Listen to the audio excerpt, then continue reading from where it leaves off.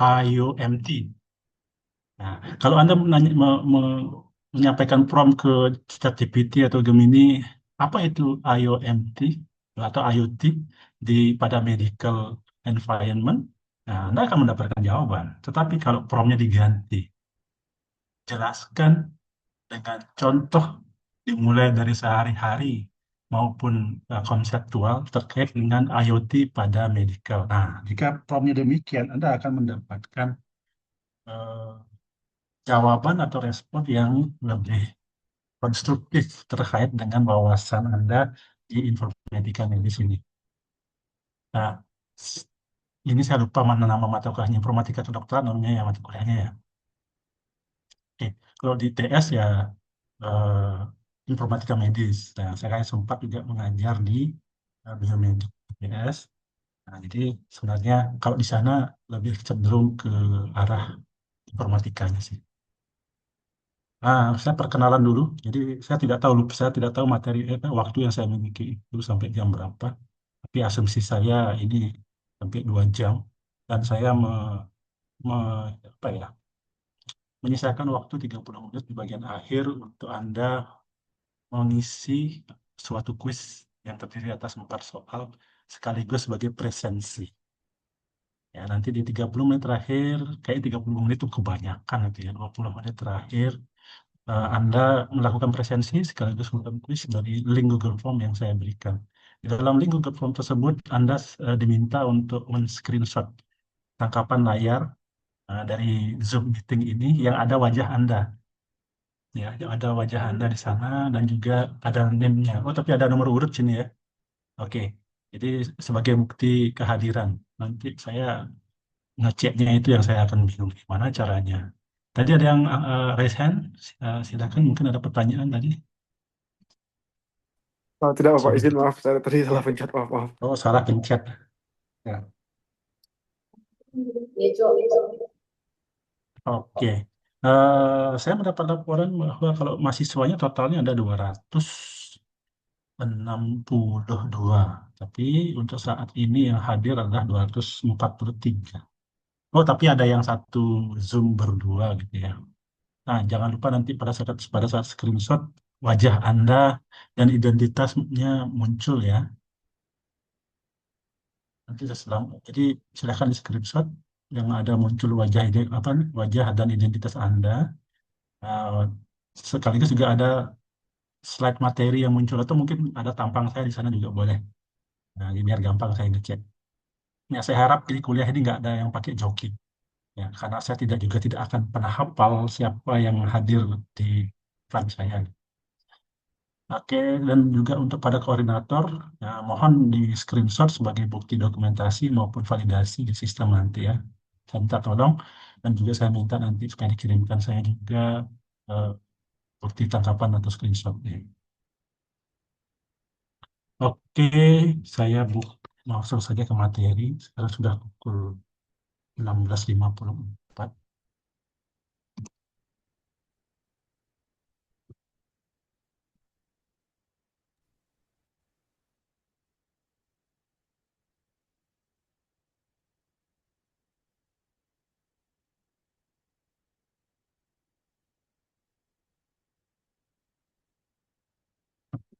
Saya siap begini sajalah. Ya, full screen yang mati kelihatan. Sudah terlihat apa yang saya sampaikan? Sudah terlihat, Sudah Bapak. terlihat, Bapak. Oke, berdasarkan materi silabus dari Informatika Kedokteran untuk hari ini adalah IoT dan Variable Device. Perkenalkan, nama saya Putu Hendra Putra, dosen di em, jurusan Teknik Informatika. Jadi kalau background di belakang saya ini adalah Vision, Image and Pattern. Ya, sekaligus saya juga apa namanya ya, memperkenalkan kelompok riset yang di Unix saya, yaitu salah satu kelompok riset Spectral Vision, Image and Pattern eh, adalah kelompok riset yang berisikan dosen, mahasiswa, baik dari sarjana, pasca sarjana, dan juga untuk dari relawan. Nah, jadi yang non mahasiswa pun juga ada, yang kami berkhusus melakukan riset dan diskusi paling penting. terkait dengan riset-riset yang menggunakan modalitas citra, ya, di mana kami memanfaatkan algoritma-algoritma AI, ya, algoritma pengenalan pola untuk menyelesaikan berbagai permasalahan, eh, dan salah satunya adalah permasalahan terkait dengan citra medis. Oke, nah langsung saja untuk materi hari ini saya akan menyampaikan tentang IoT, Internet of Things, ya, dan dilanjutkan dengan wearable device atau perangkat yang bisa dikenakan atau dipakai, ya, khususnya terkait dengan Internet of Medical Things. Nah, dari segi istilah, ya, Internet of Things itu adalah istilah komputasi, konsep untuk komputasi yang menyatakan eh, interkoneksi atau keterhubungan antara benda-benda fisik, ya, ya, seperti halnya sensor, software, ya, dan juga jaringan untuk mengumpulkan dan mentransmisikan data secara otomatis. Jadi ada beberapa kata kunci di sini yang terkait dengan Internet of Things, ya. Tidak hanya menghubungkan perangkat-perangkat input, tetapi juga dilakukan secara otomatis. Nah, secara sederhana, atau kok secara sederhana, saat ini IoT sudah banyak diterapkan, khususnya pada bidang-bidang industri, ya, karena di bidang-bidang industri kan tujuannya bagaimana membuat segala sesuatu itu lebih efisien dan efektif, yang tujuannya adalah membuat supaya mengurangi biaya produksi dan meningkatkan produktivitas. Otomatis sensor-sensor yang akan digunakan untuk menggantikan tugas manusia di sana, ya, dan dikumpulkan melalui jejaring internet. Ya, kurang lebih seperti itu. Nah, kalau di sisi di dunia medis seperti apa hal ini terjadi? Kalau di, nah, saya kebetulan pernah juga di Surabaya, kedokteran Universitas, sorry, Rumah Sakit Pendidikan Universitas Airlangga, ya, RSUA. Ya, di situ ada robot perawat yang namanya Raisa, kalau nggak salah.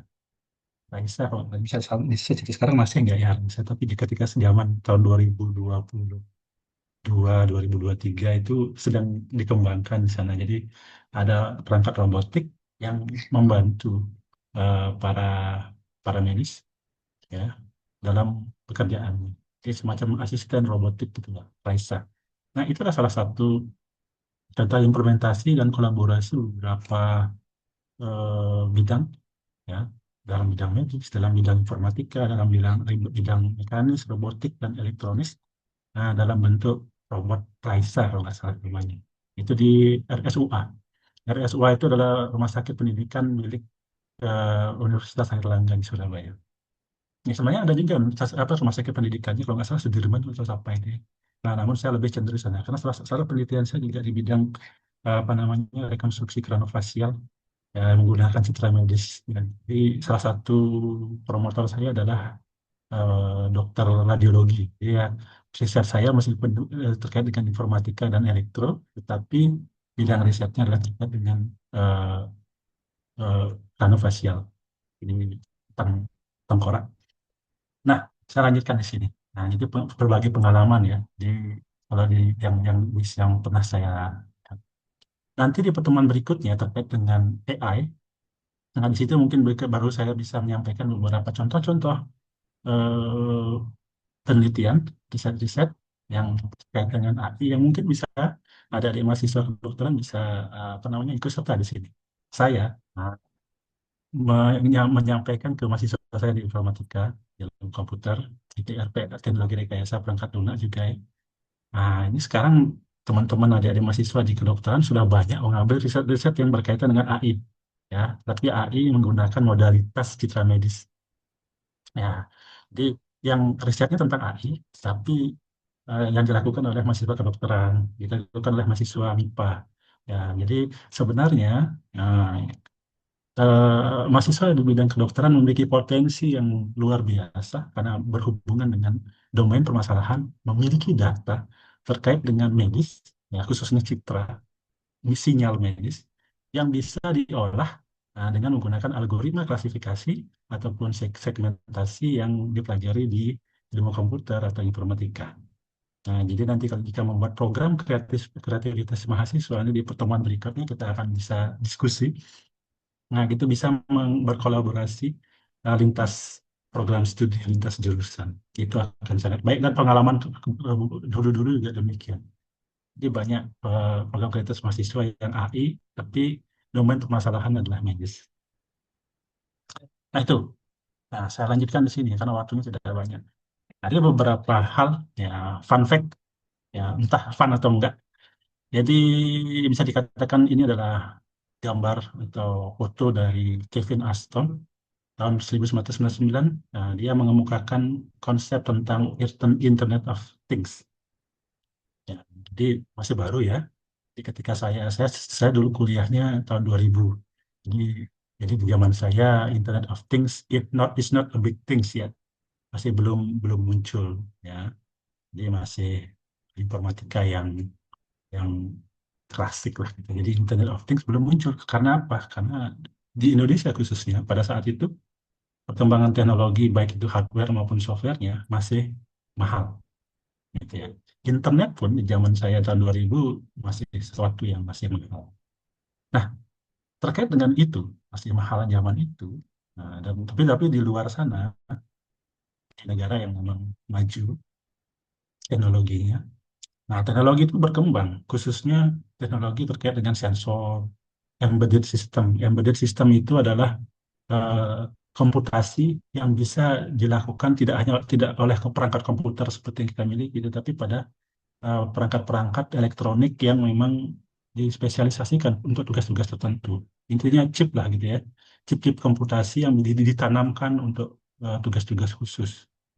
Ya, misalkan untuk sensor dan lain sebagainya. Nah, teknologi cloud computing. Ini ada beberapa istilah yang perlu Anda ya searching-searching, tanya ChatGPT, apa itu cloud computing? Nah, itu kan lumayan tuh sambil mendengarkan saya bercerita. Ya, silahkan cari beberapa istilah-istilah ini. Inilah wawasan-wawasan yang mungkin saja ketika ujian nanti muncul. Ya, tapi ini adalah wawasan. Cloud computing. Cloud computing ini muncul juga di materi di slide di belakang nanti. Nah, cloud computing mulai berkembang ya karena apa? Ya karena jejaring internet dan media penyimpanan dan juga komputasi sudah sangat mendukung saat itu. Mulai mulai berkembang. Gitu. Lalu muncul ada kecerdasan buatan yang memang kecerdasan buatan itu bukan hal yang baru ya. Tahun 80-an sudah mulai berkembang di ya ya masih baru juga sih ya 80-an itu kan baru 40 tahun yang lalu lah ya. Nah, tetapi AI cukup berperan dalam perkembangan Internet of Things ini dan apalagi zaman sekarang ya dan juga ada semakin kencangnya perangkat internet terus perangkat LTE sampai ada 5G dan Bluetooth dan lain sebagainya. Nah, kalau dilihat dari skala seberapa besar sih perkembangan IoT? Nah, ini eh, saat ini nih ya, bukan tahun 99. Saat ini sudah lebih dari 16 billion ya, device yang sudah terkoneksi. Ya, meskipun tidak seluruh device terkoneksi ya, ada lebih dari 16 billion itu berarti triliun ya, 16 triliun perangkat yang sudah terkoneksi secara global eh, saat ini ya. Mid 2020s, 2020s, jadi sekarang kan masih middle ya, masih tahun 2020-an, yang tujuan dikembangkannya umumnya adalah misalkan pada smart home. Ada nggak di rumah Anda apa, lampu lampu smart yang bisa dikontrol dari jauh, yang bisa otomatis hidup mati atau dan lain sebagainya. Jadi bahkan ada yang namanya smart house atau smart home. Jadi di dalamnya ada perangkat-perangkat smart yang terkoneksi dalam suatu ekosistem. Ya, meskipun beda merek tapi bisa juga terkoneksi. Ya, mungkin ada yang suka hal-hal seperti itu. Nah, yang banyak menggunakan IoT itu adalah otomatisasi pada industri. Ya. Dan pada perkuliahan ini tentu saja pada monitoring healthcare. Ya. Dan juga untuk logistik.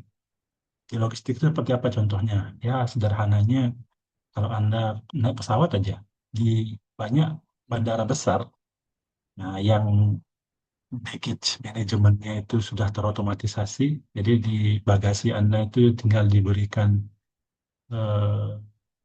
QR code atau barcode, secara otomatis nanti sistem di belakang itu akan manage, yang mengelola secara otomatis bagasi mana yang menuju ke penerbangan mana. Ya, dengan meminimalisasi peranan manusia di dalamnya secara otomatis. Itu sebabnya kenapa tidak disarankan kalau Anda misalnya katakanlah baru pulang dari luar negeri atau dari manapun, seringkali ada yang barcode-nya itu tidak dilepaskan supaya kelihatan bahwa saya sudah pernah nih, apa, kopernya sudah pernah ke negara mana gitu. Tapi itu tidak disarankan karena bisa mengacaukan sistem otomatisasi seperti itu karena sistemnya membaca barcode yang ada di dalam, yang tertempel di bagasi Anda. Nah, dan seterusnya. Selain adanya peluang manfaat, ya, manfaat dari IoT itu cukup besar dan menjanjikan. Nah, kita juga perlu membahas. Jadi saya selalu membahas tentang adanya risiko. Ya, the risk can be emerged. Ya, jadi setiap hal itu pasti ada untung dan ruginya. Ya, kalau Uncle Ben di Spider-Man pernah bilang ke Peter Parker bahwa apa dia bilang ya? Ya, with great power comes with great responsibility. Nah, kalau dalam teknologi, uh, great technology comes with greater kon apa ya kon apa istilahnya, bahasa Indonesia pun lupa saya, konsekuensi. Jadi ada setiap setiap teknologi pasti ada konsekuensinya. Nah, dalam hal ini karena melibatkan jejaring atau jaringan internet, ya maka akan ada resiko kebocoran yang sering disebut dengan cyber security. Ya, jadi data-data kita bocor, privasi kita. Contohnya sederhana. Eh, Pernah nggak Anda mendengar berita bahwa, atau bukan berita ya, kalau saya dulu ya iseng gitu ya, kalau saya mau, dan ada beberapa CCTV, ya, smart kamera yang bisa kita akses dari manapun. Jadi kita kita bisa mengakses CCTV dari rumah orang, ya, pada situs-situs tertentu, ya, dark web. Jadi bisa itu. Jadi kalau Anda punya smart CCTV di rumah, hati-hati gitu ya. Apakah belum tentu juga itu tidak bocor. Jadi itulah salah satu kekhawatiran banyak orang ketika memasang CCTV yang terhubung dengan cloud, terhubung dengan internet lah gitu. Jadi Anda bisa mengakses dari HP Anda ke rumah. Nah, orang lain bisa saja eh, memiliki akses yang sama, tapi kita tidak ketahui. Itu contohnya. Ya, kita jadi ya bisa dihack lah. Oke, berikutnya, ya, ini sedikit, ya. The Internet of Things is about empowering computer so they can see, hear, and smell the world for themselves. Nah, eh, cukup sederhana kalimatnya, tetapi juga mengandung adanya risiko di sana. Jadi kita memberikan kemampuan komputer untuk bisa mengetahui apa isi dunia ini, ya, tapi ingat bahwa itu komputer bisa. Jadi setiap orang yang memiliki akses terhadap komputer juga bisa juga mendapatkan turut berbagi informasi yang dimiliki atau yang dilewatkan pada jaring tersebut. Nah, ini contoh ilustrasi saja, ya, tentang IoT pada smart home. Nah, misalkan saja AC, lampu, televisi, kulkas, sekarang semua pada smart. Ya, dengan adanya koneksi seperti itu, ya terasa convenient gitu ya, terasa canggih. Ketika kita tidak ada di ruangan, lampu mati, AC mati. Ketika kita mau akan masuk ke dalam rumah, Ada AC yang otomatis sekian menit sebelum kita sampai di rumah sudah dihidupkan. Jadi ketika kita masuk ke rumah, pendingin ruangan sudah hidup dan lain sebagainya. Itu terdengar menjanjikan, ya, asalkan resikonya juga sudah dipertimbangkan dengan baik. Ini ilustrasi berikutnya, misalkan IoT, kenapa pakai bahasa Indonesia ya? IoT membuat pesawat menjadi lebih aman, jadi efisien, dan tentu saja pintar, ya, smart, ya, dengan cara menghubungkan sensor-sensor, sistem analitik, dan pengoperasiannya dalam suatu ekosistem digital. Artinya sensor-sensor itu sudah terkoneksi satu sama lain. Nah, yang artinya sekarang operator dalam hal ini pilot dan krunya bisa mengoperasikan pesawat terbang, ya, dengan menggunakan layar sentuh saja misalnya. Ya, contoh misalnya pesawat pesawatnya Honda gitu misalnya. Dan juga mungkin saya tidak paham tentang eh, persalatan gitu, ya. Jadi hal itu memungkinkan semua bisa dikontrol secara elektronik melalui layar sentuh, gitu. Kurang lebih seperti itu. Nah, meskipun tetap analognya tetap dipertahankan, namun dengan adanya IoT pada sistem seperti ini memungkinkan komputer, AI dan lain sebagainya bisa membantu, ya, membantu kita untuk bisa melakukan kontrol dan lain sebagainya. Ya, ya, autopilotnya bisa berjalan secara lebih smart. Nah, di sisi industri ini saya nyomot dari internet semua, ya, ilustrasinya. Ya, yang seperti kita ketahui, saya dari dulu senang sekali melihat eh, bagaimana perangkat-perangkat industri itu bisa berjalan secara otomatis. Ya, nah, contoh di sini lah industrial IoT atau IIoT. Dengan menggunakan IIoT atau industrial IoT, peranan manusia itu bisa lebih diminimalisasi karena dianggap manusia itu lebih banyak melakukan kesalahan ke dalam, karena bisa capek, bisa lelah dalam waktu lama. Nah, human error itu bisa terjadi. Nah, di sini manusia ataupun sorry, robot maupun komputer itu hampir tidak bisa capek sehingga bisa bekerja dalam waktu 24 jam non-stop secara teori. Nah, dengan adanya IoT ini semua bisa berjalan secara otonomus. Apalagi saya misalnya saya suka lihat bagaimana pabrik-pabrik itu bekerja, pabrik-pabrik, terus khususnya pabrik-pabrik otomotif gitu misalnya, ya. Bagaimana robot bisa bahkan bisa mengelola mengelola secara otomatis logistik baut-bautnya, komponen-komponennya di gudang, ya, hanya dengan pengawasan segelintir manusia saja, segelintir orang saja. Nah, untuk bisa melakukan hal tersebut tentu dibutuhkan banyak sekali perangkat, ya, dibutuhkan banyak things, ya, banyak banyak benda di sana, ya. Oh ya, sambil sambil saya menjelaskan, silahkan di screenshot, ya, wajah Anda dengan latar belakang materi yang tampil ini gitu, ya. Ya, sebagai nanti akan digunakan untuk diupload ketika presensi dan kuis jadi satu nanti. Ya, saya lanjutkan di sini. Jadi misalnya dalam industrial IoT ini supaya bisa semua berjalan padu satu sama lainnya gitu ya, nggak saling tabrakan, tidak terjadi bottleneck. Nah, ya, komputer tentu saja akan sangat baik dalam melakukan penjadwalan dan kontrol semacam itu. Tapi untuk bisa melakukan penjadwalan, untuk bisa melakukan kontrol, komputer perlu input. Komputer perlu input dari sensor-sensor dan aktuator-aktuator. Sensor itu ya untuk mendapatkan data, ya. Terus aktuator ya untuk menjalankan motornya lah, ya, lengan robotnya dan lain sebagainya. Semua harus dikumpulkan untuk bisa diolah oleh IoT. Nah, bayangkan dalam suatu pabrik yang fully autonomous, ada berapa sensor, ada berapa aktuator yang harus dikontrol secara simultan. Nah, disitulah peranan seperti seperti adanya. Jadi tidak hanya butuh komputer saja, tetapi butuh jaringan internet, ya, yang menghubungkan semua things tersebut, semua benda-benda fisik tersebut. Ya, benda-benda fisiknya itu adalah sensor, aktuator, dibantu oleh jejaring, ya, jaringan internet, dan tentu saja adalah komputer itu sendiri yang melakukan perhitungan atau komputasi. Nah, yang seperti itulah gambaran umum dari sebuah IoT di berbagai bidang. Nah, kalau dalam dalam medical itu seperti apa nanti gitu ya.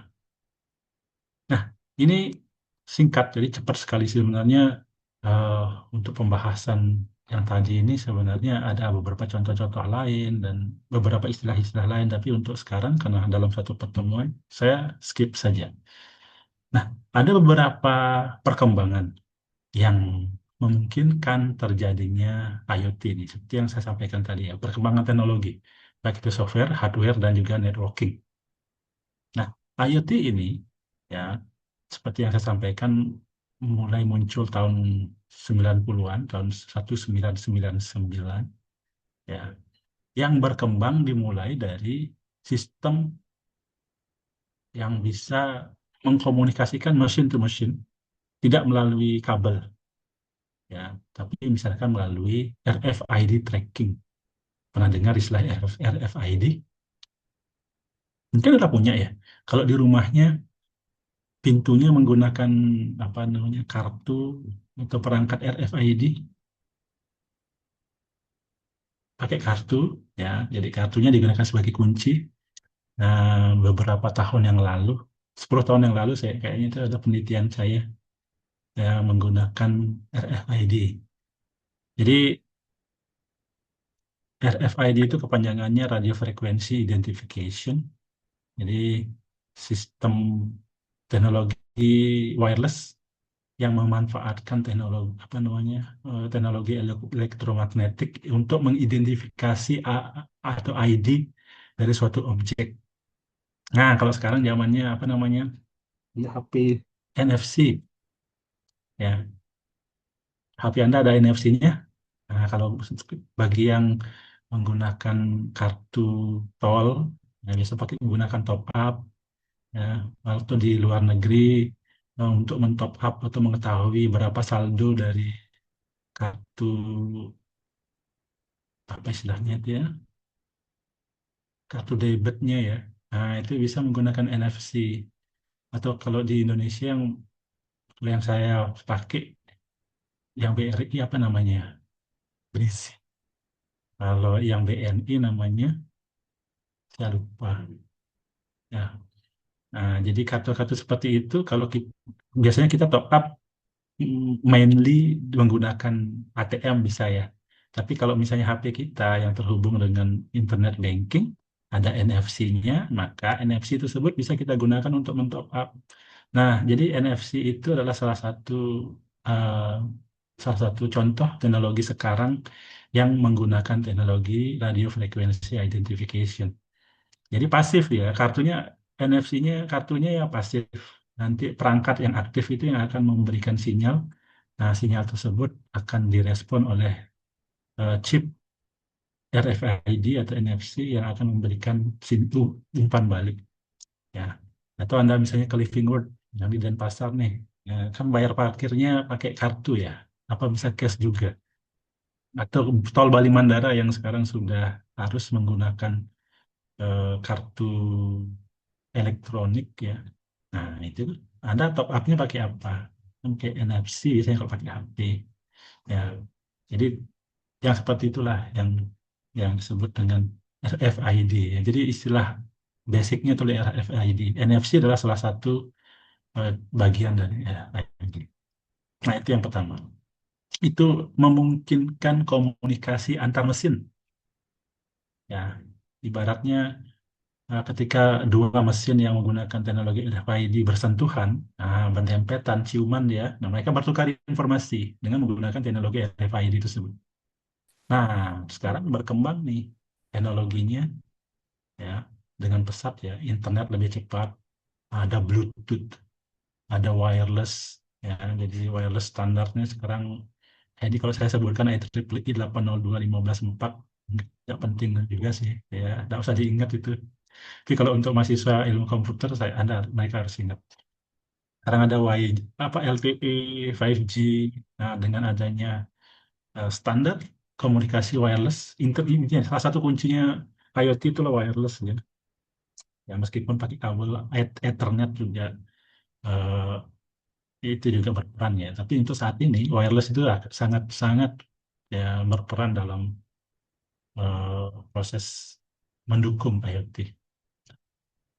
Apalagi yang nomor tiga nih, dengan eh, berkembangnya artificial intelligence sekarang, ya AIoT, artificial intelligence, Internet of Things, jadi IoT itu jadi banyak-banyak turunannya. Sekarang IoT, jadi IoT itu bukan satu perangkat ya, IoT itulah interkoneksi dari beberapa perangkat, beberapa things.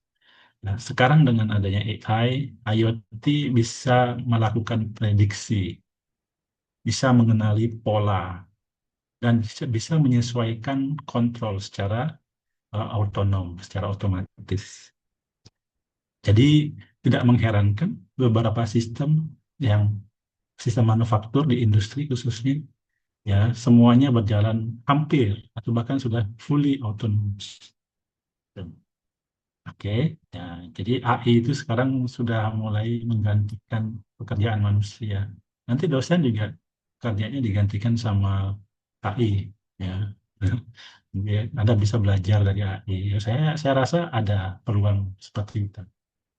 Kecuali kita yang memanfaatkan. Jadi jangan dilawan perkembangan teknologi itu. Jadi if you cannot defeat the technology, join. Jadi if you cannot defeat them, join them. Ya, jadi kalau bisa saya dulu buat soal gitu ya. Jadi buat soal kayak misalnya kuliah-kuliah online gini dah. Nanti saya buat kuis. Saya dulu berpikir gimana caranya supaya saya buat kuis soal yang nggak bisa dijawab oleh ChatGPT. Ya, jadi ya namanya sifat manusia itu kan ada rasa malas dan cerdik gitu ya. Nah, yang clever ya. Iya, saya juga begitu sih. Ya, jadi gimana caranya buat soal yang nggak bisa dijawab ChatGPT? Ya susah gitu ya. Jadi sekarang gini aja. Ya, ajak ChatGPT-nya untuk membantu kita menjawab soal. Jadi paradigmanya diganti. Jadi paradigmanya sekarang adalah, apalagi sekarang terkait dengan perkembangan teknologi, wawasan tuh peningkatannya itu eksponensial. Jadi tidak linear lagi gitu. Jadi udah nggak zamannya orang menghafal. Sehingga sekarang wawasan itulah yang menurut saya adalah penting. Artinya keywords. Nah, semua sekarang ada di buku, semua ada di buku elektronik, dan apalagi adanya bantuan generatif AI, dan jadi mereka yang kita manfaatkan untuk membantu kita belajar atau menemukan cari temu informasi. Yang penting kita tahu kata kuncinya. Nah, jadi wawasan dulu deh. Jadi nanti suatu saat ketika saya dulu pernah dengar istilah dari kita di kuliah informatika kedokteran, coba saya cari. Ya, memang begitu sekarang ya. Terlalu banyak istilah kalau dihafalkan susah. Kalau zaman saya dulu belajar informatika itu biasanya informatika karena saya tidak kuat menghafal ya. Sebenarnya pilihan kedua saya adalah kedokteran dulu ya. Jadi pilihan pertama adalah ilmu komputer. Nah, pilihan kedua saya adalah kedokteran. Jadi eh, mepet-mepet. Jadi, makanya S3 saya juga mepet-mepet antropologi, mepet-mepet dengan medis juga gitu ya. Nah, apalagi di TS tentang biomedik juga di apa topiknya. Nah, begitu. Nah, menarik tentang medis itu. Ya, kalau dilihat dari kacamata potensi risetnya, ya, kalian di bidang medis punya banyak data sekali. Jadi di mata kami di bidang medis itu punya banyak sekali data. Nah, yang bisa kami manfaatkan ya untuk mencoba algoritma AI gitu. Ya, ya gitu. Nah, jadi kalau Anda misalnya coba search di Google VVIP RG Undiksa, di situ kami punya website. Nah, VVIP, Virtual Vision Image and Pattern. Ya, Anda cari VVIP RG, Research Group Undiksa. Nanti akan ada eh, website terkait dengan kelompok riset kami. Nah, beberapa di antaranya berkaitan dengan data citra medis. Nah, itu artinya itu. Ada. Ya, promotor saya aja, dosen pembimbing saya aja adalah dokter, ya dokter radiologi, ada profesor antropologi, apa ya, antropologi, antropologi forensik dan sebagainya. Jadi sangat berkaitan kita di lintas lintas lintas disiplin ilmu gitu. Nah itu. Jadi sekarang yang menyebabkan ya teknologi IoT itu berkembang, pertama itu adalah memang komunikasi antar mesin, lalu RFID, ya, lalu berkembang menggunakan media komunikasi lain seperti internet yang lebih cepat, wireless standard, dan juga yang terakhir adalah tentang AI. Oke, nah, karena saya kata ketika membuat materi ini capek pakai bahasa Inggris, ya, udah pakai bahasa Indonesia aja. Oke. Nah, ini konsep dari Internet of Things. Saya recap. Oh, kok recap? Ya, betul. Saya recap. Jadi IoT itu, tadi kan pakai bahasa Inggris, dan sekarang pakai bahasa Indonesia. Jadi konsep jaringan perangkat fisik things. Jadi IoT itu bukan satu perangkat, tapi sebuah konsep interkoneksi, ya, komunikasi antar banyak things, ya, yang saling terhubung melalui internet untuk mengumpulkan, mengirim, dan bertukar data secara otomatis tanpa interaksi manusia secara langsung gitu, pada umumnya. Namun dalam dalam praktiknya di lapangan, tentu manusia kadang perlu masuk, bercampur di tahap tertentu. Nah, komponen utama IoT yang meliputi 4 komponen, yaitu pertama adalah sensor dan device. Ya, yang pertama adalah sensor dan device. Jadi yang tugasnya untuk mengumpulkan data dari lingkungan. Terus yang kedua tentu saja untuk mengumpulkan tersebut untuk dikumpulkan ke server supaya bisa dikomputasi. Kita perlu jaringan konektivitas, baik bisa berupa Wi-Fi, ya, wireless fidelity, bisa berupa Bluetooth, bisa berupa LTE, 5G, dan lain sebagainya. Termasuk juga RFID atau NFC tadi. Nah, itu. Komponen berikutnya adalah data processing yang bisa dilakukan pada server tertentu atau juga pada cloud server. Nah, silahkan dicari apa itu cloud server. Cloud itu kan awan, ya. Terus cloud server bagaimana? Saya tidak menjelaskan sebelum itu lebih lanjut karena ini dengan mudah bisa didapatkan penjelasannya dengan menggunakan ChatGPT atau Anda search saja di internet. Apa itu cloud server? Ya.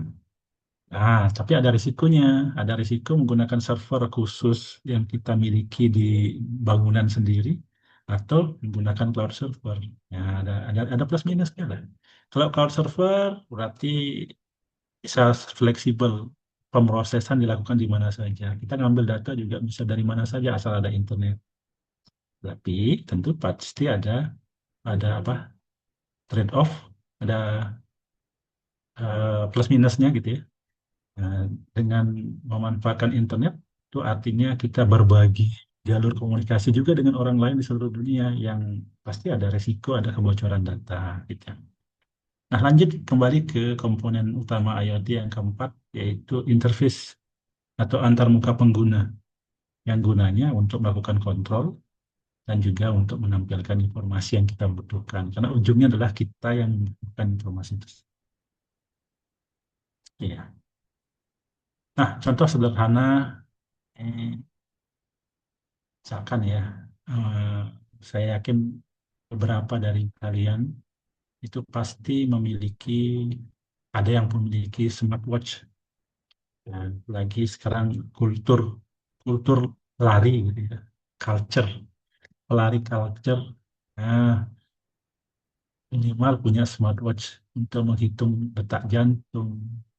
Ya, apalagi wah, saya culture-nya levelnya lebih lanjut lagi misalkan ya saya mesti punya Garmin gitu misalnya dan sebagainya gitu ya. Saya nggak sih, saya jarang berolahraga.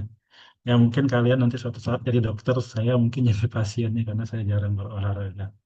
Nah itu, contohnya adalah smartwatch yang mengukur detak jantung. Nah data tersebut ya kan bisa saja dikonektivitaskan, dikirim ke cloud untuk bisa dianalisa dan nanti eh, aplikasi atau interface yang terkait itu bisa dipantau oleh tenaga medis atau dipantau oleh dokter untuk memantau kondisi pasien secara real time. Ya, seperti itu contohnya. Nah, karakteristik dari sebuah IoT, IoT itu punya beberapa indikator untuk bisa dikatakan ya sebuah IoT. Yang pertama adalah tentu saja setiap things, everything ya should be connected. Ya, karena itulah apa namanya kunci utama dari IoT adalah connected. Yang kedua, ciri khasnya adalah atau karakternya adalah otomatis. Ya, manusia tidak selalu eh, ada untuk melakukan kontrolnya. Jadi kan IoT itu bisa digunakan pada kalau di FTK kami punya smart garden. Nah, dan juga ada smart fish. Jadi ada kebun. Ya, jadi kalau kalian ke dekat lapangan tenis Mendiksa, di situ FTK punya smart garden yang tempatnya melakukan lah riset, percobaan, ya, menggunakan banyak IoT di sana, mulai dari panel surya, mulai dari pengontrolan smart garden itu isinya hidroponik ya, ya nanam-nanam. Jadi disitulah mahasiswa bisa melakukan eksperimen, percobaan yang memanfaatkan IoT di sana. Ya, API juga ada di sana, elektro ada di sana, tentang struktur sipil di sana ada, ini mesin ada di sana. Namun untuk saat ini yang banyak memanfaatkan atau riset skripsinya di Smart Garden itu adalah mahasiswa informatika. Nah, selain itu juga ada e-fishery. Ya, jadi ada kolam kolam ikan di sana, kolam ikan yang juga bisa digunakan sebagai tempat apa namanya mencoba ya, eksperimen menggunakan perangkat-perangkat IoT ataupun perangkat-perangkat AI. Nanti kalau mau jalan-jalan juga boleh ke sana. Siapa tahu bisa berkontribusi di sana ya. Atau kedokteran di mana kontribusinya ke hidroponik ataupun ke kolam ikan. Kayaknya nggak ada ya. Atau mungkin bisa di kedokteran ada suatu kegiatan yang bisa melibatkan lintas disiplin ya dari informatika. Karena dosennya pun sudah banyak berkolaborasi seperti itu dan menghasilkan publikasi yang bagus. Itu. Nah, karakteristik IoT yang berikutnya adalah bahwa informasi transfer data itu terjadi secara real time. Yang berikutnya adanya analisis data cerdas. Ini ada AI di sini dan tentu saja dengan adanya beberapa karakteristik tadi sangat memungkinkan untuk IoT ini diterapkan untuk monitoring jarak jauh. Ya, kalau di medical ya kita bisa gunakan untuk memontrol kondisi pasien ya tanpa kita harus terus memantau dekat gitu ya. Jadi bisa dari rumah kita bisa pantau dan lain sebagainya. Nah, kalau di ITS yang membuat perangkat-perangkat kayak gitu itu di teknologi kedokteran. Jadi di ITS itu ada dulu fakultas, sekarang menjadi jurusan atau program studi teknologi kedokteran yang berfokus pada penelitian-penelitian terkait dengan alat-alat yang bisa mendukung kedokteran. Saya cuma tahunya di TS saja sih, yang tempat lain saya tidak pernah ke sana. Saya memang di situ dulu. Semoga sekitar saya ada suara bising, semoga tidak mengganggu suara saya ya. Oke, nah saya langsung saja ke ekosistem Internet of Medical Things atau IoMT, pengembangan IoT khusus pada bidang kesehatan dan kedokteran. Nah, di sini saya coba kumpulkan dari beberapa sumber, contoh-contoh sih maksudnya, beberapa sumber. Jadi IoMT, ya, Internet of Medical Things, itu menghubungkan yang pertama adalah perangkat medis. Perangkat medis yang pertama tadi kan menghubungkan sensor, ya, sensor and device. Nah, di sini kalau di bidang medical yang dihubungkan adalah ECG monitor, misalkan nih, Anda yang lebih tahu nih, glucose monitor, smart infusion pump, dan lain sebagainya. Juga sensor-sensor yang lain, yang wearable devices, yang merupakan salah satu materi nanti di belakang, ya, perangkat yang dipakai wearable device. Misalnya smartwatch, fitness tracker, dan misalnya probe-probe yang lain. Ya, probe-probe atau elektrod apa kalau elektrod namanya. Ya benar, ada elektroda yang lain.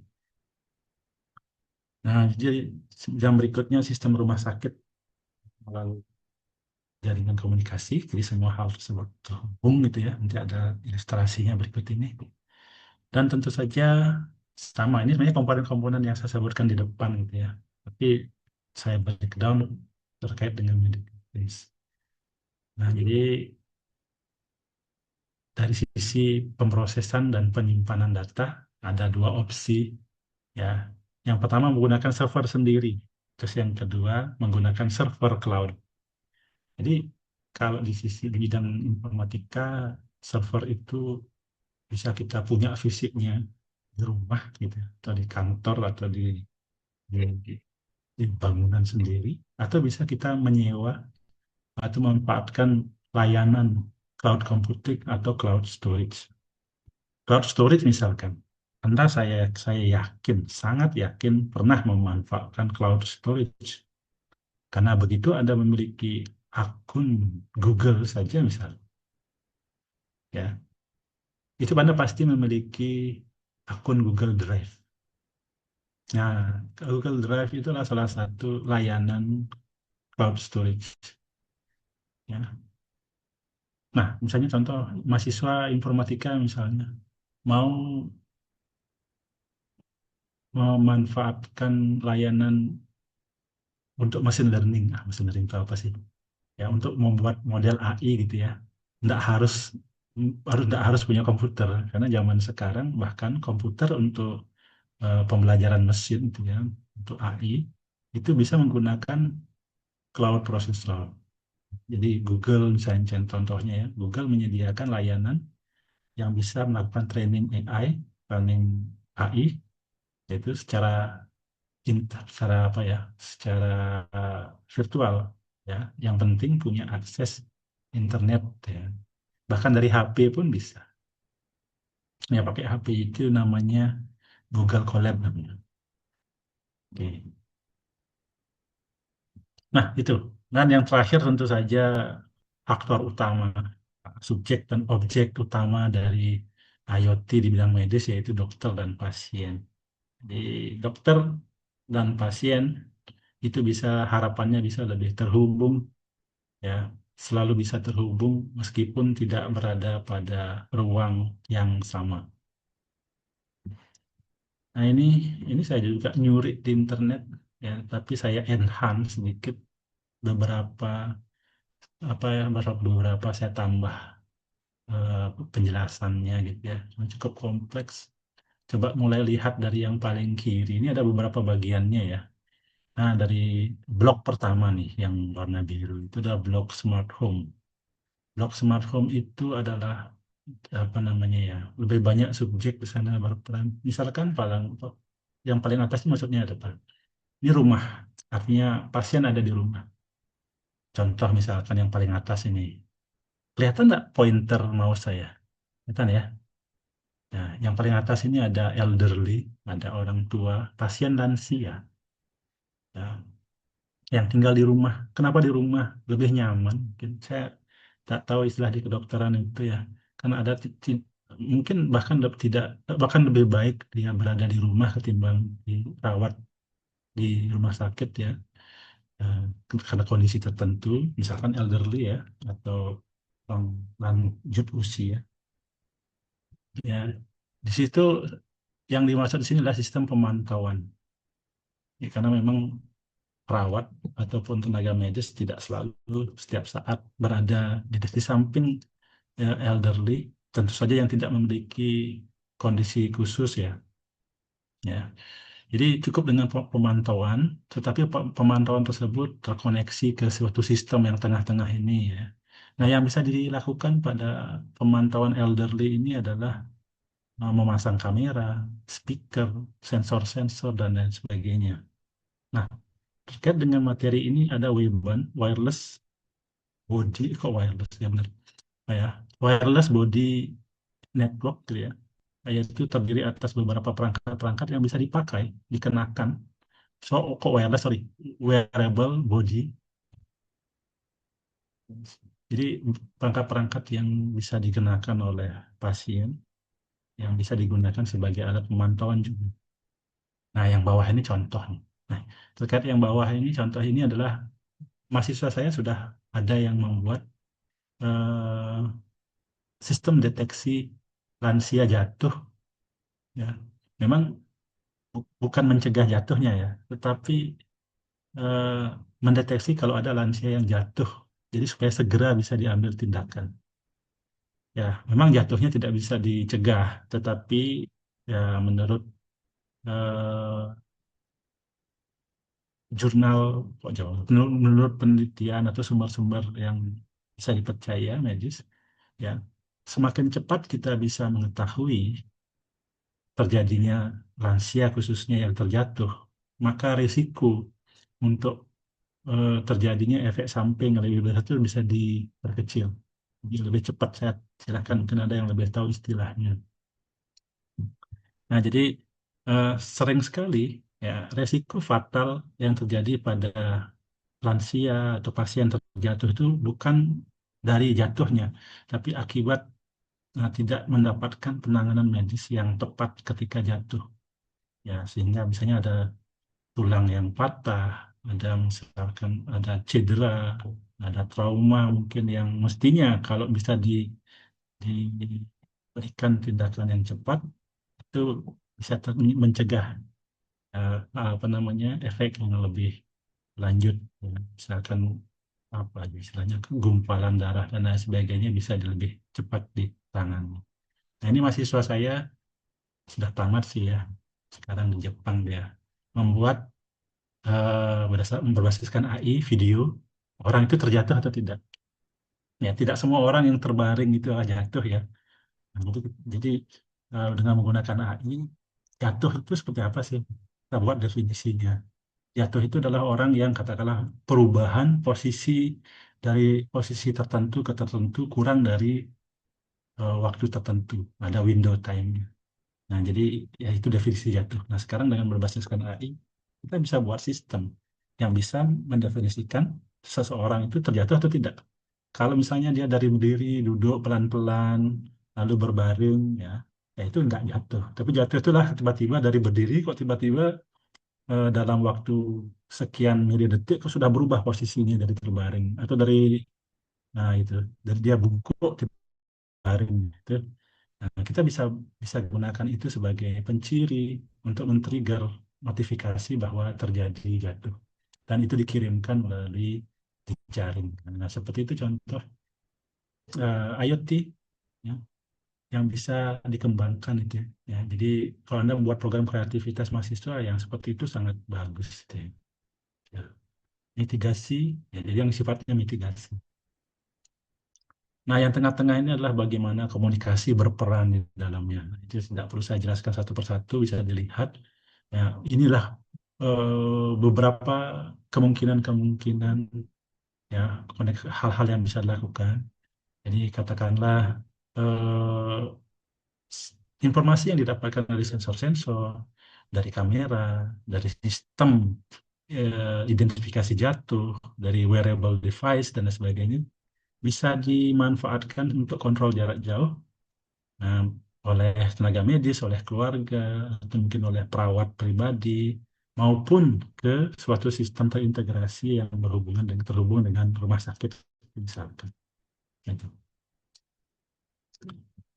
Nah, ini akan saya munculkan lagi nanti di belakang. Jadi tujuan Internet of Medical Things itu yang pertama tentu saja meningkatkan kualitas layanan kesehatan. Yang kedua, bisa membantu melakukan monitoring pasien secara terus-menerus, ya meskipun tidak selalu ada tenaga medis di sana. Dan tentu saja karena tidak harus ada tenaga medis, tidak harus berada dalam lingkungan rumah sakit atau klinik, maka itu tentu saja akan berpengaruh pada biaya perawatan.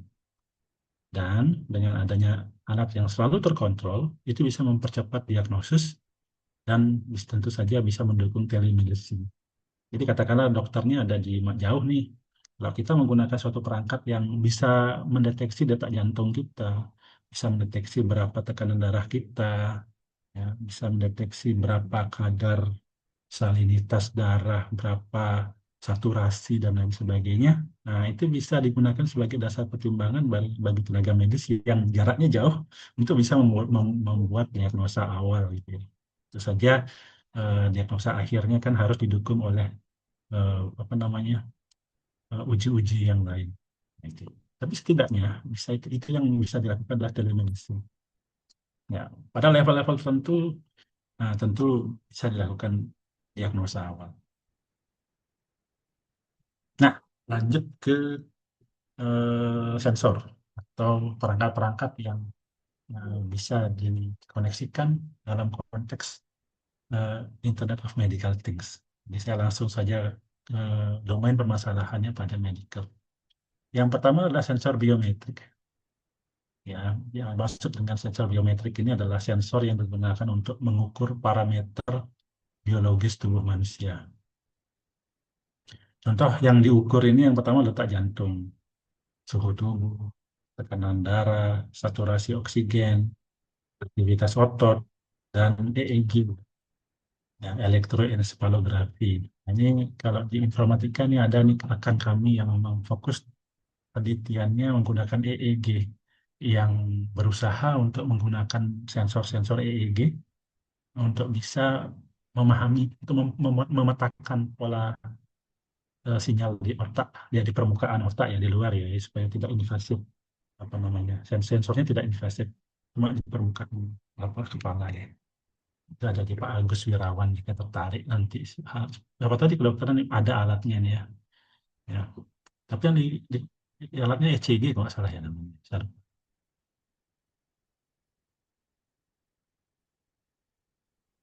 Nah ini eh, terkait dengan wearable device, saya ngambil penelitian ini di artikel artikel terkait dengan biomedik. Bisa Anda lihat sendiri. Jadi beberapa gambar-gambar berikut ini akan saya dapatkan dari apa namanya eh, publikasi tersebut. Ya, Apple Watch, terus Xiaomi smartwatch dan lain sebagainya itu ya contoh-contoh perangkat wearable device. Nah, ini yang pertama, evolusi dari evolution of wearable medical device. Yang pertama bermula tentu saja dari perangkat original yang ada di perangkat medis gitu ya, yang bisa mengukur-ukur apa yang saya sebutkan tadi ya, tekanan darah, detak jantung, diastol, sistol, dan saturasi dan lain sebagainya. Ini kan Anda sudah terbiasa ini ya. Nah, ternyata sekarang karena ada kebutuhan, nah, katakanlah alat-alat ini tidak portable dan harganya mahal. Nah, jadi ada kebutuhan untuk bisa melakukan pengontrolan parameter-parameter yang saya sebutkan tadi seperti detak jantung, sistol, diastol, saturasi dan lain sebagainya itu secara mobile dan terjangkau. Maka disitulah muncul perangkat-perangkat wearable device ini di dalam bentuk smartwatch, gelang, pinggang, ya, atau dalam bentuk baju atau sepatu yang ada sensornya, kaos kaki yang ada sensornya, ya support lumbar yang ada sensornya, apa neck support yang juga ada sensornya itu ya. Nah, namun lambat laun berkembang lagi ternyata dengan kecanggihan teknologi dan juga perangkat sensor-sensor yang bisa dibuat lebih kecil. Nah, ada namanya attachable device. Jadi perangkat yang ditempelkan gitu. Jadi perangkat sensor itu tidak lagi dalam bentuk gelang, tidak lagi dalam bentuk support, tetapi bisa juga dalam bentuk stiker. Nah, kalau begitu bisa ditempel. Ya. Nah, teknologi berkembang, ya, teknologi miniaturisasi, jadi alat-alat dibuat lebih kecil, gitu ya, dengan kemampuan yang sama atau bahkan lebih baik, yang tadinya dalam bentuk gelang, berkembang menjadi dalam bentuk stiker atau patch, sekarang berkembang lagi dalam bentuk di print. Ya, ini nggak ada di print. Ya, masih dalam bentuk tempel ya, tapi di print langsung ke tubuh manusia. Dan juga berkembang ke implan. Jadi perangkat-perangkat tersebut itu diimplan, tapi tentu saja Anda sendiri pasti tahu resiko implan itu ada penolakan badan, ya, penolakan badan kita terhadap benda-benda asing. Nah, itu harus ditangani terlebih dahulu, gitu. Jadi itu.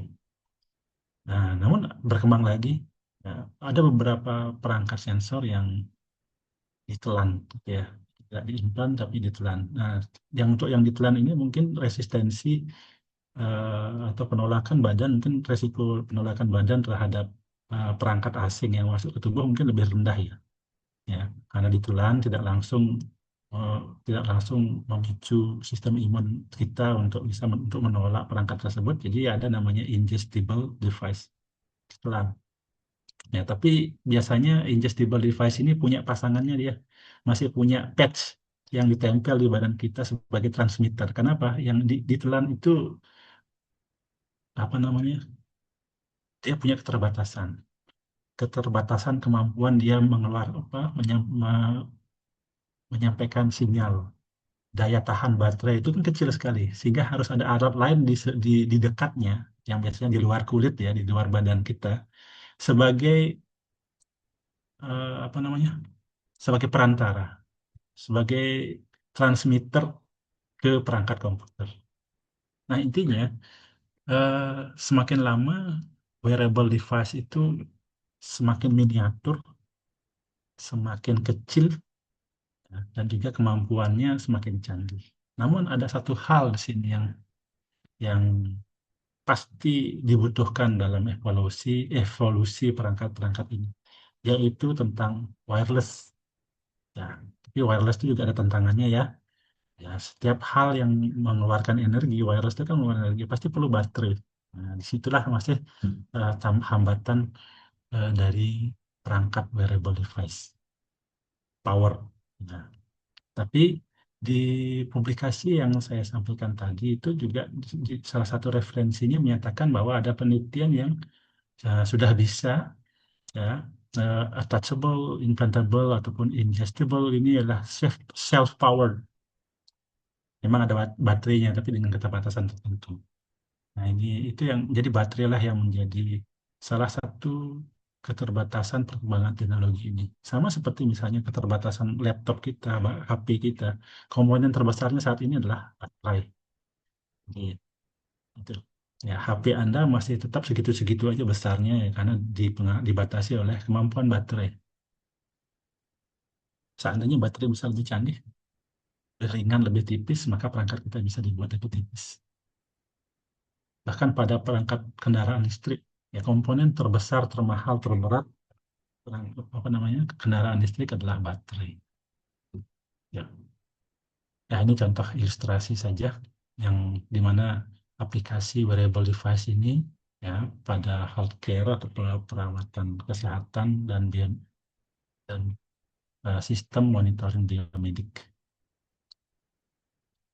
Ya, kalau di ITS itu memang banyak sekali gitu. Bahkan saya sama mantan dosen saya tahun lalu mengajukan penelitian eh, kursi roda, kursi roda yang bermesin, tetapi dikendalikan tidak dengan menggunakan tombol-tombol, tapi menggunakan katakanlah gestur kepala, ya, belok kiri, belok kanan, mutar kiri, mutar kanan.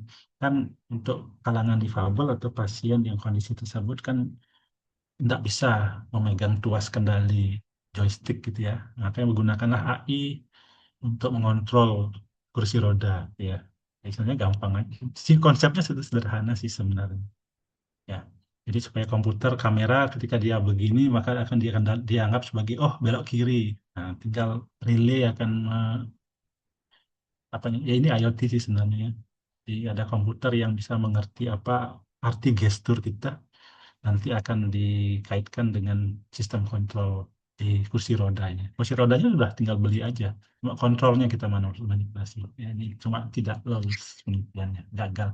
Nah, Anda misalnya kalau ada mahasiswa ya mau buat kayak gitu, ya, ya itu bagus sekali. Sistem kendali kursi roda elektronik berbasiskan gestur atau pose. Nah, masih tentang wearable device tadi.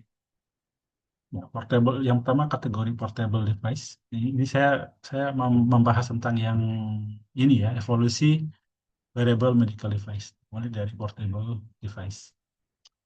Ya, portable device ya dimulai dari perangkat-perangkat seperti smartwatch yang dari bentuknya adalah bentuk jam tangan, gelang, ya sarung tangan gitu ya. Perangkat kepala dalam bentuk kacamata, helm, ya head mounted device. Ya, perangkat pakaian dalam bentuk jaket, pakaian dalam, celana, perangkat kaki, dan lain sebagainya. Nah, itu portable device. Dan dengan dukungan perkembangan teknologi wireless dan juga kemampuan untuk membuat sensor itu menjadi lebih kecil, jadi perangkat-perangkat tadi menjadi semakin kecil dan semakin bisa eh, dibuat semakin kecil lagi. Nah, kenapa kita perlu membuat semakin kecil? Ya supaya apa? Saya lupa istilahnya. Hmm, Intinya pasien itu tidak merasa terbebani dengan adanya alat-alat ya supaya merasa nyaman gitu ya. Semakin kecil semakin nyaman. Tapi kontrol ataupun eh, pencatatan parameter-parameter tadi tetap bisa dilakukan. Nah, selanjutnya berkembang ya seperti gambar tadi attachable device. Jadi sederhananya perangkat yang bisa ditempel, tidak lagi dipakai tapi ditempel. Nah, salah satu fitur penting yang mendefinisikan attachable device adalah fleksibilitasnya yang seperti kulit, ya, stiker lah atau patch yang memberikan penginderaan yang bisa melakukan sensor yang akurat dan andal tanpa mengganggu gerakan alami dan kenyamanan pengguna. Kalau di bidang informatika, yang membahas tentang ini adalah tentang bidang human computer interaction. Ya, sebenarnya saya ingin menyampaikan beberapa apa ya materi tentang human computer interaction tapi waktunya tidak cukup. Nah, intinya attachable devices ini muncul tujuannya untuk membuat pasien menjadi semakin nyaman. Ini salah satu konsep attachable device. Jadi kenapa bisa demikian? Jadi sensornya dibuat lebih sangat kecil, miniatur, ya kecil. Jadi bisa dalam bentuk stiker.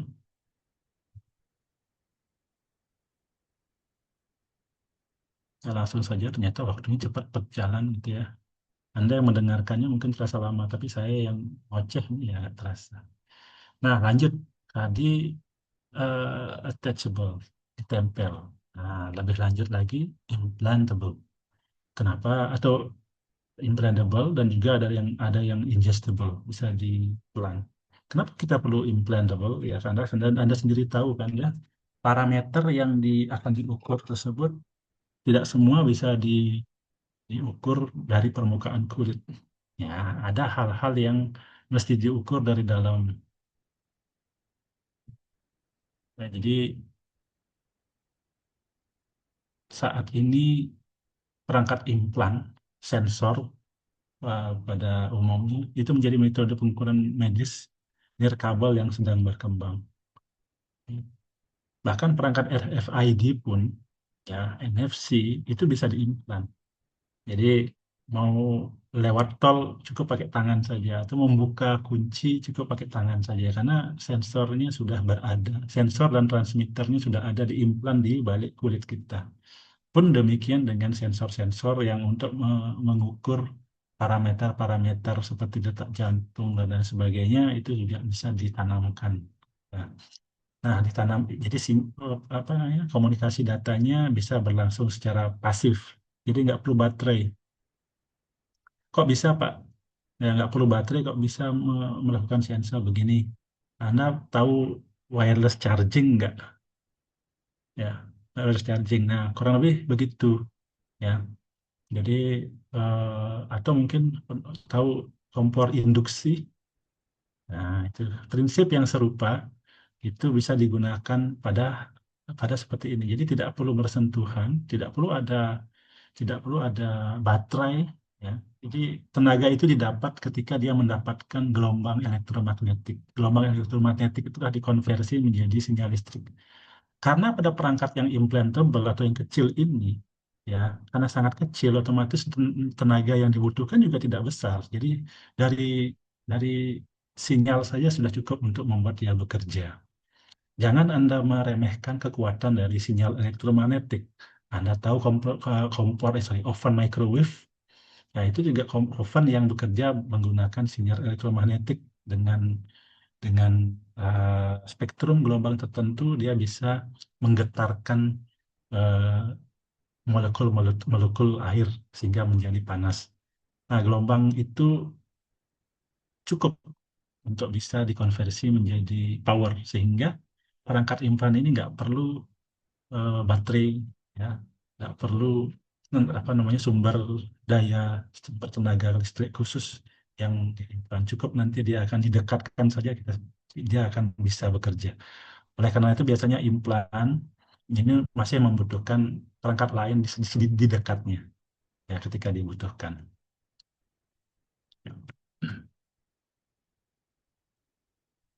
Nah, ini seperti yang saya sampaikan tadi, karena perangkat yang diimplan yang masuk ke dalam tubuh manusia yaitu biasanya yang saya tahu, Anda yang lebih tahu nih, ya ketika dimasukkan ke dalam tubuh, ya, tubuh langsung memberikan respon terhadap benda asing. Jadi kayak ada penolakan transplantasi. Nah, hal seperti seperti ini harus dicegah terlebih dahulu sebelum kita melakukan ini. Nah, itu dan juga hal lain seperti konsleting ya. Tubuh kita kan ada elektrolitnya lah gitu ya. Nah, jadi itu bisa kalau tidak ditangani dengan baik, maka juga bisa menyebabkan konsleting pada antena maupun perangkat-perangkat. Ini ilustrasi yang attachable ini ya. Yang pertama adalah Tato-based glucose detection platform. Jadi, nah itu Anda yang lebih tahu lah ini ya. Jadi bagaimana perangkat-perangkat ini ditempel. Jadi bahkan ini jalur-jalur elektroniknya itu berbasis berbasis organik ya, berbasis bahan-bahan yang organik. Jadi, tidak tidak dari metal, tapi bahan-bahan organik yang bisa menghantarkan arus listrik yang cukup. Ya. Nah, itulah kecanggihan teknologi sekarang yang saya juga baru dalam tahap baru tahu gitu ya. Tapi itulah apa namanya teknologi yang saat ini sudah berkembang. Ini adalah ilustrasi ingestible devices. Ya, ingat yang yang ditelan itu masih membutuhkan patch di sini. Untuk apa ya? Eh, sebagai stasiun transmitter yang akan menerima. Karena kecil gini ya.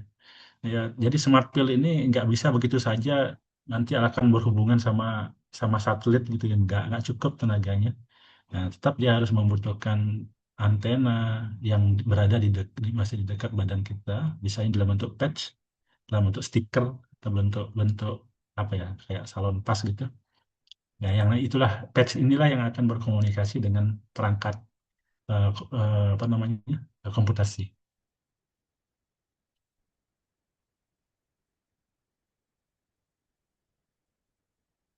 Nah, seperti yang saya sampaikan tadi, bahwa hal esensial, ya, hal esensial yang dibutuhkan pada implantable maupun yang ingestible devices tadi, itulah kemampuan wireless, ya, kemampuan wireless itu yang penting.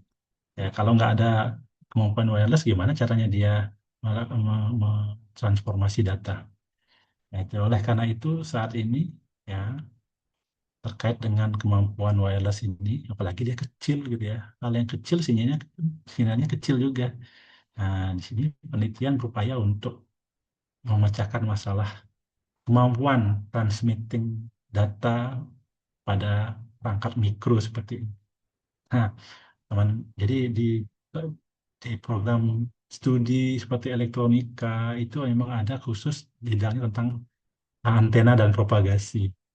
Ya, antena antena dan propagasi ini apa basicnya adalah fisika dan elektronik. Ya, nah, cuma untuk perangkat-perangkat yang mikro, yang nano seperti ini, nah, kalau di Indonesia mungkin masih terhambat terkait dengan teknologi pembuatannya ya. Ya, tapi kalau kita membuat antena yang bisa digunakan untuk berkomunikasi dari Jawa Timur ke Papua, itu saya sempat menghadiri ujian terbuka, yaitu dia bisa berhasil membuat antena yang bisa berkomunikasi dari Surabaya ke Papua itu, Papua kalau nggak salah ya, cukup sangat jauh itu ya, bisa bisa terdengar gitu ya komunikasinya. Nah sekarang, nah ada juga hal yang terkait dengan mikro ya, IoT ini. Oke, nah itulah masing-masing bidang itu saling terkait. Nah ini saya ngambil juga di publikasi yang sama yang tadi, eh, gambar atau ilustrasi ingestible yang di apa ditelan, yang diimplan maupun yang ditelan. Yang pertama adalah implantable antenna, ya. Terus yang tengah-tengah ini ya implantable antenna, tapi untuk yang ditelan. Ya kurang lebih seperti itu bentuknya, itu tentang antena. Dan juga ada implantable antena pada alat pacu jantung. Jadi alat pacu jantung itu gimana sih caranya ngontrolnya ya, ada antenanya. Ya. Pacemaker, pacemaker, sorry, kalau bukan pacemaker, alat pacu jantung. Ya, alat pacu jantung adalah salah satu alat yang merupakan contoh yang bagus ya. Nah, jadi alat pacu jantung itu kan tidak ada kabelnya di badan kita ya. Eh, Masa masa ada kabel chargernya di badan kita ya. Kalau ada orang pakai alat pacu jantung, memang ada yang tipenya setahu saya yang memang ada apa namanya elektroda untuk mengkoneksikan, tapi ada juga yang memang terputus, tidak ada kabelnya yang muncul dari luar. Nah, salah satunya bisa memanfaatkan teknologi antena ini. Nah, yang berikutnya remote patient monitoring. Ini bukan bukan apa ya, bukan bicara tentang hardware-nya, tapi suatu konsep. Ya, seperti IoT itu sendiri. IoT itulah sebuah konsep, paradigma interkonektivitas antar things, antar benda. Nah, remote patient monitoring inilah konsep yang IoT, sub bagian dari IoT, di mana kita memungkinkan untuk memantau kondisi pasien dari jarak jauh menggunakan IoT ini gitulah. Nah, ini ya mungkin ini remote patient monitoring adalah istilah khusus yang mengaitkan teknologi IoT pada bidang medical. Nah, cara kerja RPM ini atau remote patient monitoring ini ya seperti yang saya jelaskan tadi. Jadi pasien menggunakan alat monitoring di rumah, lalu dari alat monitoring sensor-sensor yang tadi saya sebutkan, ya datanya itu dikirim secara otomatis ya ke sistem rumah sakit yang ada. Dari situlah dokter atau para medis bisa memantau kondisi pasien secara online. Dan tentu saja dalam hal tertentu, dalam kasus tertentu, sistem bisa memberikan atau memberikan notifikasi atau feedback jika terjadi sesuatu yang abnormal. Misalkan contoh tadi itu, sistem deteksi jatuh pada lansia. Nah, lansia akan lebih optimal jika diterapkan pada apa namanya, apa panti ya, panti panti apa yang untuk orang tua yang panti jompo gitu ya, atau sistem di mana lansia diawasi dengan menggunakan kamera saja. Jika ada diduga potensi, bukan potensi, jika ada kejadian diduga jatuh, itu akan diberikan notifikasi segera. Ya, memang jatuhnya tidak bisa ditegah, tetapi sesegera mungkin bisa diberikan tindakan. Ya, saya buka lagi yang tadi sebagai reminder untuk matkul yang berikutnya. Remote patient monitoring. Ya, ini yang sebelah kiri ini kan sensor-sensornya nih. Nah, yang tengah-tengah ini adalah bagaimana. interkoneksi data tersebut ya bisa ditransmisikan, bisa ditransmisikan kepada social worker di panti, bisa ditransmisikan kepada family atau pendamping, acquaintance, atau mungkin bisa dalam kondisi khusus bisa terhubung ke layanan ambulans. Nah itu. Lebih lanjut lagi, ya, secara secara apa namanya ini, eh, struktur yang lebih besar, ya sistem tersebut bisa terintegrasi. Nah ini kan mungkin di Indonesia belum ada ya. Jadi pasien-pasien terhubung dalam suatu basis atau arsitektur komunikasi data yang besar, yang terhubung secara terpusat, yang bisa terkontrol, ya, baik oleh operator maupun dengan bantuan sistem AI, gitu ya, jangan untuk zaman sekarang gitu. Itu media istilah medical center. Ya, semoga saja di Indonesia bisa cepat dan luas ini bisa terimplementasi. Nah, singkat saja, setiap teknologi, setiap potensi ada manfaat dan juga ada tantangan. Ini selalu kalau dalam kajian interaksi manusia dan komputer ini pasti selalu ada. Kita nggak bisa segala hal pasti ada pro dan kontra. Yang pertama manfaatnya adalah mengurangi rawat inap. Ya, karena pada untuk pasien yang kondisi tertentu yang dirasa bisa rawat jalan itu bisa dilakukan dari rumah. Ya, tentu saja eh, rawat perawatan di rumah itu memudahkan pasien lansia. Pasien lansia pasti akan kesulitan jika dirawat di rumah sakit gitu ya. Dan juga bisa melakukan monitoring pasien kronis setiap saat ya, tanpa harus harus dipantau secara langsung oleh para medis. Dan juga mitigasi ataupun deteksi dini kondisi darurat dan juga ini juga saya sampaikan tadi kan, mendukung telemedicine. Nah, tantangannya yang pertama adalah keamanan data itu sendiri. Karena data ditransmisikan melalui jaringan-jaringan yang bersama-sama dengan kebutuhan lainnya. Ya, menggunakan satelit yang sama, menggunakan fiber optik yang sama. Ya. Misalnya si rumah sakitnya menggunakan bisnet. Nah, orang lain juga menggunakan bisnet, artinya data tersebut disalurkan pada eh, jaringan yang juga digunakan untuk kebutuhan yang lain. Memang sih teknologi eh, keamanan jaringan sekarang kan cukup canggih ya. Tapi resiko itu selalu ada. Kebocorannya tidak hanya dari segi jaringan, tetapi juga dari segi operator ataupun aplikasinya itu sendiri. Tantangan berikutnya adalah koneksi internet. Kalau koneksinya putus ya putus sudah hubungannya. Ya, gagal sudah tujuan dari IoT atau IoT itu tidak tercapai. Yang berikutnya adalah akurasi sensor.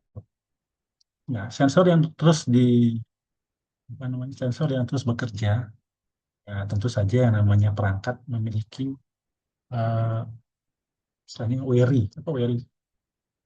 Kalau weary di manusia kan capek, ya batas, ada batasnya juga, sehingga lambat laun dia akan memiliki batas daya gunanya.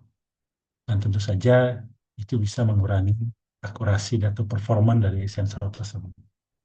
Dan yang terakhir, terkait juga dengan permasalahan atau tantangan yang pertama tadi, terkait dengan keamanan, privasi pasien. Nah, di sini otomatis eh, itulah sebabnya ya kenapa penelitian-penelitian penelitian ya segala tindakan dan juga penelitian yang berkaitan dengan privasi pasien itu harus melewati clearance ya. Anda juga nanti ketika mau skripsi kayaknya hampir wajib ya melewati ethical clearance. Jadi di kedokteran unik saya itu ada punya ethical clearance sendiri ya. Ya saya juga beberapa kali mengajukan ethical clearance ya, baik dari Undiksa maupun dari BRIN. Nah, itu. Jadi pada penelitian saya tidak. tidak memiliki resiko apa ya kan, risiko tinggi terhadap subjek atau objek penelitian. Tapi asal sudah berkaitan dengan privasi, itu juga perlu melewati ethical clearance. Bagaimana kita mempersiapkan, terus mengambil data, memperlakukan pasien, sampai pada menyimpan dan mengolah data itu di kemudian hari juga harus dijamin bahwa tidak ada peluang eh, dari setiap proses tersebut yang merugikan eh, subjek penelitian itu. Jadi ethical clearance itu bukan berarti Anda nggak boleh gini gitu, tetapi memastikan bahwa hak dari pasien ataupun pada subjek penelitian itu tidak dilanggar. Ya, Anda yang lebih tahu itu nanti. Nanti ya, ketika skripsi Anda wajib menyusun ethical clearance. Yang berikutnya, ya ini yang menjadi eh, yang menyebabkan ya yang memungkinkan IoT itu terjadi yaitu tentang transmisi data yang real time dan juga dukungan cloud computing. Transmisi data real time itu artinya sensor dibaca sekarang, diolah bisa sekarang, diketahui juga hasilnya sekarang. Itu yang disebut dengan real time. Sehingga memungkinkan data kesehatan khususnya itu bisa dikirim secara langsung tanpa adanya delay yang signifikan. Delay pasti ada ya. Setiap proses pasti membutuhkan waktu. Tetapi sebisa mungkin real time. Ya itu prinsipnya adalah tujuannya adalah idealnya adalah real time. Tidak ada delay, sebisa mungkin tidak ada delay. Dan itu sangat dimungkinkan gitu ya. Dengan adanya teknologi wireless, ya WiFi berapa sekarang gitu ya, Bluetooth berapa, Bluetooth 5, mungkin ada Bluetooth 6, saya lupa. Ya, 4G, 5G, dan lain sebagainya. Ini saya lupa nih, MQTT protokol ini saya lupa. Ini contoh misalnya, smartwatch, ya, yang bisa apa ya, mengukur detak jantung kita, mungkin tekanan darah enggak ya, detak jantung dan lain sebagainya. Itu bisa karena ada koneksi Bluetooth ke HP kita, lalu HP kita memiliki koneksi internet ke server, nah bisa terpantau ya secara real time. Nah itu. Nah di sini ya, ya itu yang saya maksud tadi tentang ini saya skip saja nih, tentang cloud computing. Cloud computing itu di sini loh ya. Jadi yang pertama adalah yang paling kiri adalah device atau perangkat pengumpul data yang mengirimkan informasi ke transmitternya. Nah dari transmitter itulah melalui jejaring yang ada, entah itu Bluetooth, dan wireless, Wi-Fi, dan ataupun Ethernet yang ada, ya, itu nanti akan sampai pada akhirnya eh, sampai di aplikasi. Nah, ini yang tidak kita ketahui nih, ya. Disimpan di mana, ya, komputer pemrosesnya di mana, gitu ya. Nah, biasanya untuk bisa lebih fleksibel, jadi ada banyak layanan yang menyediakan layanan untuk melakukan komputasi dari mana mana saja, penyimpanan data dari mana saja, gitu ya. Atau cloud computing maupun cloud storage. Sehingga asalkan ada internet, kita bisa terkoneksi secara lebih sederhana. Ya.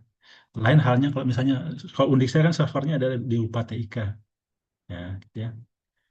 Tetapi kalau kita menggunakan Google Drive, kita kita tidak tahu data kita disimpan di mana, komputer mana yang memprosesnya, kita tidak tahu. Tapi asalkan kita punya koneksi internet, nyampe tuh. Gitu. Ya, keunggulan dari cloud computing maupun layanan cloud computing maupun layanan cloud server atau cloud storage itu adalah kita mengurangi beban kerja untuk melakukan perawatan atau maintenance dari server. Ya, tentu ada harga yang harus dibayarkan, tapi itu sebanding dengan kepraktisan dan kemudahannya, bebas bebas maintenance lah gitu ya. Tetapi ada juga efeknya negatifnya, yaitu apakah kita yakin data kita akan tersimpan dengan baik, tidak bocor, ya, karena kita sendiri nggak tahu di mana data tersebut disimpan. Meskipun Anda misalnya menyimpan suatu video di Google Drive, terus Anda hapus, apa Anda yakin data tersebut benar-benar terhapus? Ya, karena bagi kami yang informatika, dihapus itu hanya sebagai logika saja. Secara fisik, sebenarnya data tersebut masih ada. Ya, jadi hanya hanya dibilang, oh sudah dihapus, padahal datanya masih ada. Ya, hanya dari segi view. Ya, dari logical view-nya memang sudah nggak ada, tetapi secara fisik masih ada. Terlebih kita nggak tahu sebenarnya secara fisik nih data tersebut ada di hard disk yang mana. Nah, itu sisi negatifnya. Ya, jadi fungsi cloud pada Internet of Medical Things itu yang pertama bisa melakukan penyimpanan data secara fleksibel, backup data tentu saja. Kita bisa memanfaatkan AI, ya, ya, dan juga akses data lintas lokasi. Fleksibel banget. Yang penting ada internet. Gitu. Penggunaan cloud adalah skalabilitas yang tinggi. Kita bisa eh, menyusun suatu sistem IoT secara lebih luas. Jadi nggak perlu mikirin server, berapa kapasitas server maksimum, nggak perlu. Ya, yang penting bisa koneksi internet, itu bisa terhubung. Lebih visible, dan bisa pengolahan big data kesehatan, dan tentu saja biayanya lebih efisien. Free maintenance terhadap server. Tantangannya terutama adalah keamanan cyber, dan ini yang terpenting nih, privasi data medis. Jangan main-main tentang privasi data medis. Ya. Dan juga ketergantungan akan internet. Nah, itu. Nah, ini potensi IoT dalam smart healthcare, beberapa contohnya dan potensi penelitian informatika medis dari sisi wearable device-nya. Ya, ada nggak yang mau mengembangkan tentang jam tangan pintar atau gelang kesehatan yang bisa memantau detak jantung lebih canggih dan lain sebagainya. RPM tadi, remote patient monitoring. Ya, ini kalau di sisi informatika di sini banyak hal yang bisa dikembangkan. Smart office. Jadi ini sebenarnya adalah potensi penelitian di bidang dari sisi informatikanya ya. Tapi kalau kalian misalnya ingin buat program kreativitas mahasiswa, melibatkan mahasiswa informatika, ini sangat-sangat bagus ini. Ya. Berikutnya, ya, connected inhalers, ya artinya perangkatnya yang smart. Nah, kalau misalnya contoh nih, inhaler untuk penderita asma, tapi dilengkapi dengan sensor dan IoT yang bisa mencatat frekuensi penggunaan. Ya, misalnya dalam sekian jam dia sudah menggunakannya sekian kali nih. Nah, itu akan bisa dipantau, ya, bisa bisa sebagai indikator bagaimana kondisi si pasien. Kalau terlalu sering dia dalam 1 jam dia menggunakannya sekian kali, nah bisa otomatis katakanlah diberikan notifikasi. Ya, ini pun sangat bisa mahasiswa lakukan ini. Ya, inhalernya dikasihin tombol yang bisa mengirimkan mengirimkan sinyal ya ke HP, ya minimal dari HP nanti baru dikirimkan ke server. Ya, kalau misalnya sekian kali dia mencet dalam jangka waktu tertentu, itu berarti kan gawat. Anda bisa buat grafiknya. Ya, itu juga itu adalah sistem itu topik apa ya program kreativitas mahasiswa yang menarik gitu. Ya, silahkan dibuat itu. Mungkin dengan teman-teman elektro bisa juga. Ya. Emergency alert. Ya, ini yang mahasiswa saya kerjakan. Ya, ini beberapa screenshot yang mahasiswa saya lakukan menggunakan computer vision sesuai dengan judul kelompok riset computer vision, image and pattern. Jadi menggunakan apa ya bisa membaca pose, gestur ya dari tubuh kita hanya menggunakan kamera saja. Ya, bisa diketahui posenya. Ya. Nah, dari perubahan pose-pose tertentu lah, disitulah bisa kita kita buat apa ya kita buat persamaannya atau kita manfaatkan AI untuk menentukan apakah gerakan tersebut gerakan orang terjatuh atau mungkin hanya orang berbaring, memang sengaja berbaring. Ya, jadi seperti itu. Ya, yang sebelah kiri ini adalah klasifikasi pose seseorang. Ya, sini berdiri, ini bungkuk, ada yang jongkok, duduk, berbaring. Ya. Nah, dalam kasus ini, jatuh itu didefinisikan sebagai perubahan state dari posisi tertentu, misalkan saja dari posisi berdiri menjadi berbaring dalam waktu kurang dari setengah detik. Atau dalam waktu kurang dari 1 detik, kok dia sudah berubah posisi dari di bawah gitu ya. Dari berdiri, yang tadinya berdiri atau bungkuk, kok tiba-tiba menjadi dia berbaring, atau kok tiba-tiba dia duduk dalam waktu kurang dari waktu tertentu, maka itu didefinisikan sebagai early detection of small apa of fall detected. Nah, gitu. Nah, ini adalah salah satu pemanfaatan AI yang nanti akan saya ceritakan di pertemuan perkuliahan saya berikutnya. Mungkin di akhir kayak ini ya, cara singkat. Ya, itu. Nah, karena sekarang sudah waktu sudah 1,5 jam, ya, saya berikan link untuk presensi. Ya, Anda kan sudah screenshot nih, link untuk presensi dan juga kuis yang Anda kerjakan dalam waktu 30 menit. Jadi nanti 30 menit lagi akan saya tutup link pengumpulannya. Anda masih boleh, kalau Anda masih bisa memperbaikinya asalkan masih saya buka. Dan hanya bisa mengumpulkan satu kali, ya, satu file yang memang masih Anda bisa koreksi, kumpulkan satu kali. Saya share di mana ya? Oh, saya share di Zoom. Ya, oke, ini kok berkurang pesertanya nih ya, menghilang. Ya, semoga linknya berjalan dengan baik. Silahkan dilihat di menu chat. Link tersebut saya buka sampai 30 menit lagi. Kalau dilihat, mana dia? Oh, coba saya cek. Kebuka nggak? Terbuka nggak dia? Terbuka, Pak. Terbuka ya. Nah, jadi semoga tidak ada masalah. Kenapa saya gelap sekali? Oh, gelap sini. Dari kampus, tapi kemudian tempat gelap nih. Ya, sampai malam. Oke, silahkan diisi di situ. Ya, Anda perlu login sih. Tapi nggak harus Undiksa seperti saya, nggak harus Undiksa. Nah, silahkan dikerjakan sekarang. Di dalamnya juga ada presensi. Upload tangkapan layar yang menampilkan wajah, ya, wajah Anda, beserta slide materi yang sedang berlangsung. Nah, di situ ada 4 soal yang ada jawab berdasarkan pengalaman Anda. Jadi, tidak ada jawaban benar salah.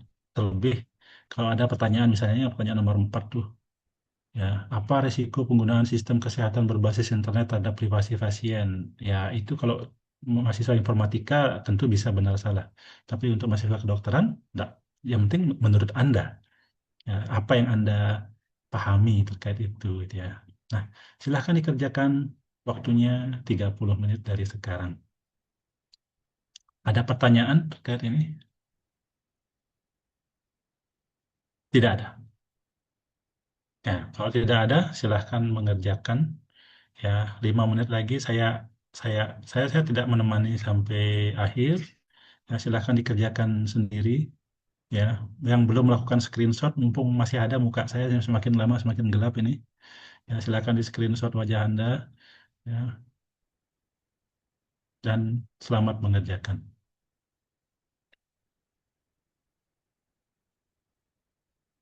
Nanti di pertemuan terkait dengan AI yang di bidang kesehatan misalnya, nah itu akan ada kuisnya tersendiri. Ya, entah kuis, tapi saya lebih suka melihat, saya ingin Anda membuat suatu semacam proposal, ya, macam proposal singkat gitu ya. Apa yang potensi bisa memaparkan AI dalam bidang medis? Ya, ya saya nggak akan meminta Anda menjawab yang panjang-panjang. Mahasiswanya 262, saya saya kalau Anda membuat dalam bentuk proposal, kapan selesainya saya memeriksanya gitu ya. Ya, tapi semua yang saya ingin Anda mengerjakannya semua satu persatu, tidak kelompok. Silahkan dikerjakan. Waktunya 28 menit lagi.